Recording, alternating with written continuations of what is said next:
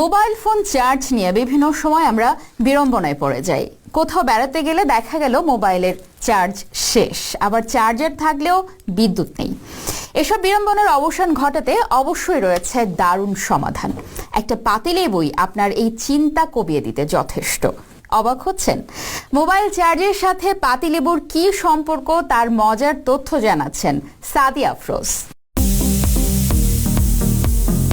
মোবাইলে চার্জ দেয়া নিয়ে চিন্তিত থাকেন না এমন লোক খুঁজে পাওয়া কঠিন। চার্জ দিতে না পারায় কতই না সমস্যায় পড়তে হয় অনেক সময়।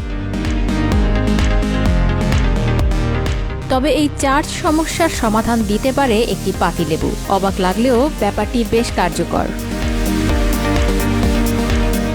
লেবু দিয়ে মোবাইল চার্জ দেওয়ার অনেক ভিডিও ইতিমধ্যে বিভিন্ন মাধ্যমে ভাইরাল হয়েছে, যেগুলোতে দাবি করা হচ্ছে পাতিলেবু দিয়েই মোবাইল ফোন চার্জিং সম্ভব। একটি লেবুকে কেটে 2 ভাগ করে চার্জারের পিন দুটি লেবুর কাটা 2 অংশে জুড়ে দিলেই আশ্চর্যজনকভাবে চার্জ হতে থাকবে আপনার মোবাইলটি। লেবু ছাড়াও আপেল, কমলা এবং আলু দিয়েও চার্জ দেওয়া যাবে আপনার প্রয়োজনীয় মোবাইলটি।